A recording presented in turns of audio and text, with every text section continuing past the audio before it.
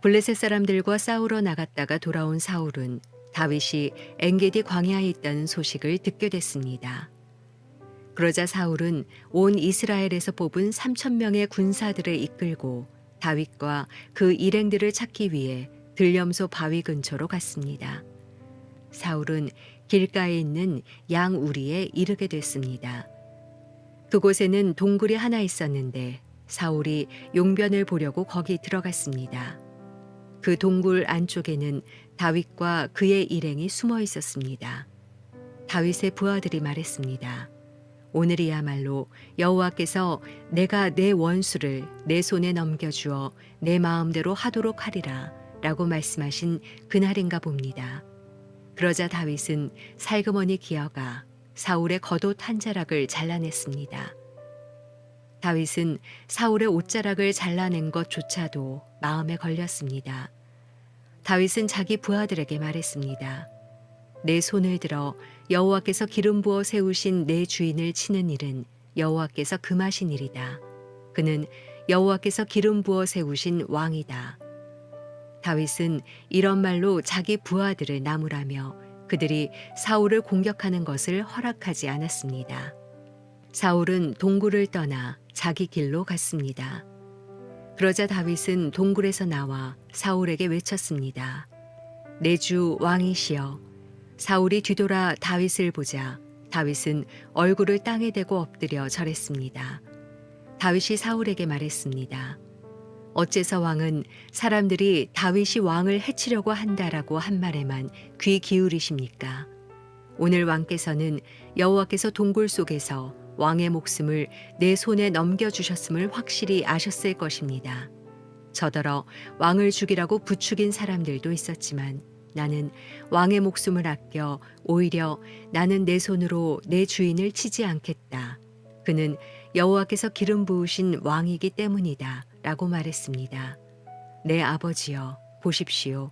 내 손에 있는 왕의 이 옷자락을 보십시오. 내가 왕의 옷자락을 잘라냈지만 왕을 죽이지는 않았습니다. 그러니 내가 왕께 잘못을 저지르거나 반역한 것이 아니라는 것을 알아주십시오. 왕은 내 목숨을 빼앗으려고 찾아다니시지만 나는 왕께 죄를 짓지 않았습니다. 여호와께서 왕과 나 사이를 판단하셔서 내 억울함을 직접 풀어주시기 바랍니다. 그러나 나는 왕께 손대지 않을 것입니다. 속담에 악한 사람에게서 악한 행동이 나온다고 했으니 나는 왕을 해치지 않을 것입니다. 이스라엘의 왕이 누구를 잡으러 나온 것입니까? 왕이 누구를 쫓는 것입니까? 죽은 개나 벼룩을 쫓는 것과 같습니다. 여호와께서 우리 재판관이 되셔서 우리 사이를 판단해 주시기 바랍니다. 그분이 내 사정을 살피시고 나를 왕의 손에서 구해내시기 바랍니다. 다윗이 이 말을 마치자 사울이 내 아들 다윗아 내 목소리가 아니냐 라고 말하며 큰 소리로 울었습니다. 그가 또 말했습니다. 나는 너를 못살게 굴었는데 너는 내게 이렇게 좋게 대하니 내가 나보다 의롭구나. 내가 방금 내게 말해준 것처럼 여호와께서 내 손에 나를 넘겨주셨는데도 너는 나를 죽이지 않았다. 사람이 자기 원수를 만났는데 누가 해치지 않고 그냥 보내주겠느냐. 오늘 내가 내게 한 일로 여호와께서 내게 상 주시기를 바란다. 나는 내가 분명 왕이 될 것이고 이스라엘 왕국이 내 손에 세워지리라는 것을 알고 있다. 지금 여호와의 이름으로 내게 맹세하여라. 내가 내 자손들을 끊어버리지 않고 내 이름을 내 아버지의 집안에서 지우지 않겠다고 말이다. 다윗은 사울에게 그대로 맹세했습니다. 그러자 사울은 궁으로 돌아갔고 다윗과 그의 부하들은 요새로 올라갔습니다.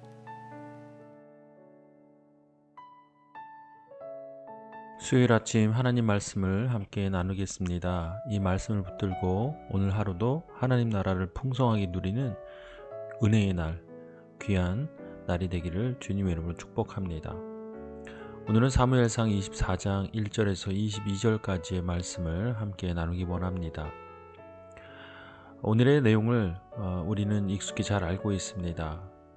사울이 군대를 이끌고 다윗을 계속 쫓고 있는 중에 어느 한 동굴에 들어가게 됐습니다. 그런데 그 동굴에는 이미 다윗이 그의 일행들과 숨어 있었던 곳이었습니다. 세상적으로 보면 참 우연의 일치이죠. 그때 다윗의 부하들이 다윗에게 지금이 절호의 기회다라고 제안합니다. 그것은 자신들을 위협하는 사울의 목숨을 얻을 수 있는 그런 날이라고 이야기합니다. 그래서 다윗으로 하여금 결정하도록 말하지요.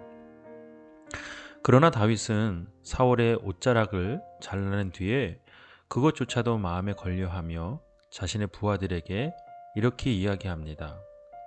내 손을 들어 여호와께서 기름 부어 세우신 내 주인을 치는 일은 여호와께서 금하신 일이다. 그는 여호와께서 기름 부어 세우신 왕이다. 그래서 다윗은 사울을 공격하는 것, 특별히 사울의 목숨을 빼앗는 일을 그의 부하들에게 허락하지 않았습니다. 이것을 볼 때 우리는 하나님께서 세우신 그 권위에 대해서 묵상할 필요가 있습니다. 때로 우리는 어떤 사람들을 보게 될 때 마음에 탐탁치 않은, 용납이 안 되는 그런 사람들이 있습니다.